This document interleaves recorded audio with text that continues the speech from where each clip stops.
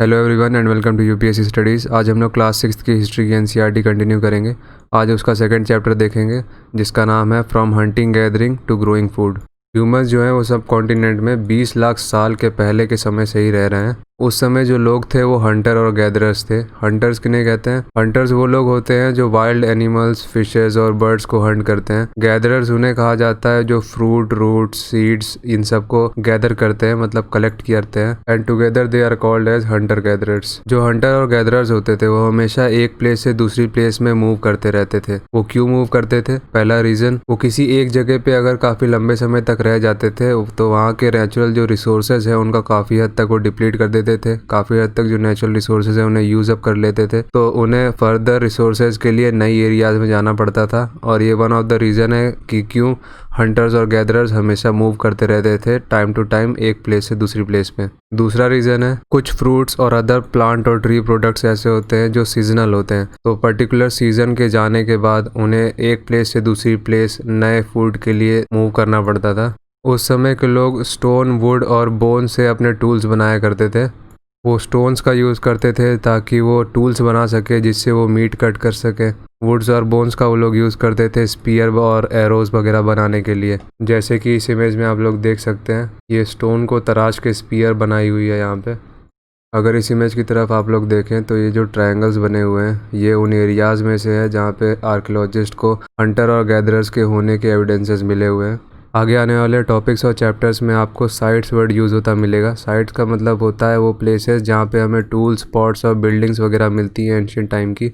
अगर इस मैप में आप इस जगह पे देखें तो आपको ये कुरनूल केव्स मिलेंगे। कुरनूल केव्स वो जगह है जहाँ पे हमें एशेस के ट्रेस मिले हैं, जिससे हम ये पता कर सकते हैं कि उस समय के लोग फेमिलियर थे फायर के यूज से। अब देखते हैं पैलियोलिथिक क्या होता है। पैलियोलिथिक जो वर्ड है वो दो ग्रीक वर्ड से मिलकर बना हुआ है, जिसमें पैलियो का मतलब होता है ओल्ड और लिथोस का मतलब होता है स्टोन। 2 मिलियन साल पहले से 12,000 साल पहले तक का जो टाइम पीरियड है उसे पैलियोलिथिक बोलते हैं। ये जो लंबा टाइम पीरियड है ये ह्यूमन हिस्ट्री का 99% कवर करता है। पैलियोलिथिक को फर्दर 3 पार्ट में डिवाइड किया जाता है, lower Palaeolithic, middle Palaeolithic and upper Palaeolithic. अब देखते हैं मेसोलिथिक क्या होता है। मेसोलिथिक का मतलब होता है मिडिल स्टोन। 12,000 साल पहले से 10,000 साल पहले का जो टाइम पीरियड है उसे मेसोलिथिक कहते हैं।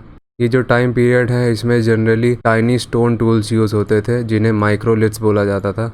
जो टूल्स उस समय पे यूज होते थे उनका एग्जाम्पल है सॉज और सिकल्स। 10,000 साल पहले के आगे का जो समय है उसे नियोलिथिक बोलते हैं। नियोलिथिक वो टाइम पीरियड है जिसके आगे से हमें मेजर क्लाइमेट चेंजेस देखने को मिलेंगे।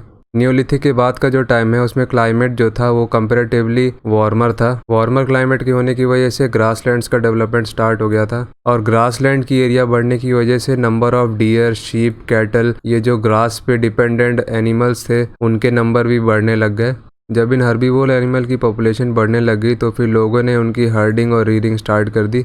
जब ग्रासलैंड्स की एरिया बढ़ने लग गई तो जो ग्रेन बीयरिंग ग्रासेस थी सच एज वीट, बार्ले और राइस, ये सब भी नेचुरली ग्रो कर गई। टाइम के साथ लोगों ने उसे कलेक्ट करना और उसे ग्रो करना स्टार्ट कर दिया, और इसी तरह से लोग जो है वो फार्मर्स बन गए। अब देखते हैं डोमेस्टिकेशन क्या होता है। डोमेस्टिकेशन वो प्रोसेस है जिसमें लोग पेड़ पौधे उगाते हैं और जानवरों को पालते हैं। जानवरों को पालते हैं ताकि उनसे मिल्क, मीट और अदर प्रोडक्ट्स एक्सट्रैक्ट कर सके। ह्यूमंस ने जिन जानवरों को पालतू बना लिया था, कुछ समय बाद उन पालतू जानवरों में और जो वाइल्ड एनिमल थे उनमें कुछ सिग्निफिकेंट चेंजेस देखने को मिले। सिग्निफिकेंट चेंजेस क्या थे कि जो डोमेस्टिकेटेड एनिमल्स हो चुके थे, जो पालतू जानवर हो चुके थे, उनके टीथ और उनकी सींग जो है वो कंपेरेटिवली छोटी हो गई थी। ऐसा क्यों हुआ था? ऐसा इसलिए हुआ क्योंकि जिन एनिमल्स को ह्यूमंस पालते थे उन एनिमल्स को ह्यूमंस प्रोटेक्ट करने लगे थे, जिसकी वजह से जो नेचुरल सेल्फ डिफेंस होता था एनिमल्स के अंदर वो काफी हद तक रिड्यूस होने लग गया, जिसकी वजह से कैनाइंस जो थे एनिमल्स में और जो सींग थी सेल्फ डिफेंस मैकेनिज्म, वो सब काफी हद तक रिड्यूस होने लग गई। जो अर्लीस्ट डोमेस्टिकेटेड प्लांट्स थे वो थे वीट और बार्ले, और जो एनिमल्स थे अर्लीस्ट डोमेस्टिकेटेड वो थे शीप और गोट। अब जो ह्यूमंस थे वो काफी हद तक फार्मर्स बन चुके थे, वो खुद का अनाज वगैरह उगा लेते थे। तो अब जो समस्या आई वो समस्या ये थी कि उन ग्रेन्स को स्टोर कैसे किया जाए ताकि लॉन्गर टाइम तक उसे सेफ रखा जा सके। तो इसके लिए लोगों ने क्ले पॉट्स बनाना स्टार्ट किया, वो बास्केट्स बनाना स्टार्ट किए और ज़मीन में गड्ढे खोद के उनमें ग्रेन्स रखने लग गए।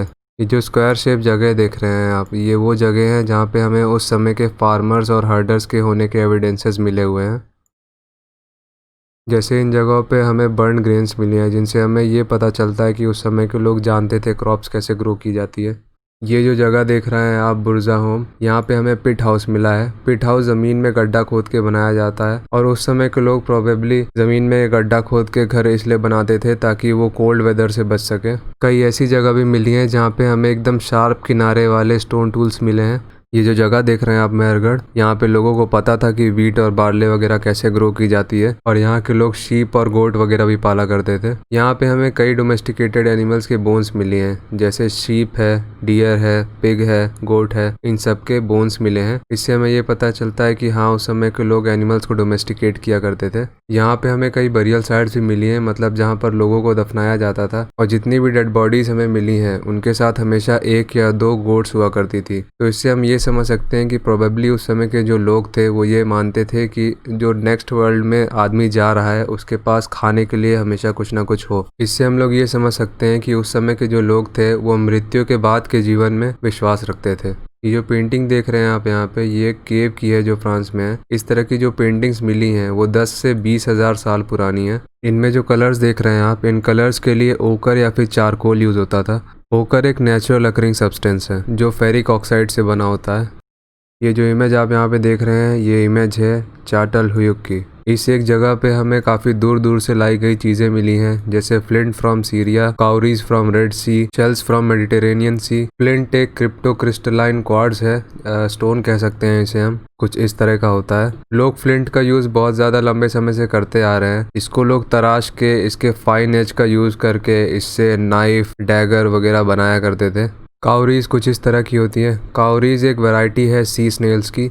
जैसे कि हम लोग देख सकते हैं, रेड सी, सीरिया, मेडिटेरेनियन सी, इतनी दूर दूर से चीज़ें हमको यहाँ पे मिली हुई हैं। ख़ास बात यह है कि उस समय पे कार्ट्स वगैरह नहीं होती थी, तो ये सब जो चीज़ें यहाँ पे लाई गई हैं इन्हें एनिमल्स पे लाद के लाया गया होगा। तो इससे हम लोग ये समझ सकते हैं कि कितनी दूर दूर से लोग बहुत लंबे समय से ही ट्रैवल कर रहे हैं एक जगह से दूसरी जगह। तो आज के लिए इतना ही। अगर आपको वीडियो पसंद आई हो तो लाइक, शेयर, कमेंट और सब्सक्राइब कर दीजिएगा। God bless you all.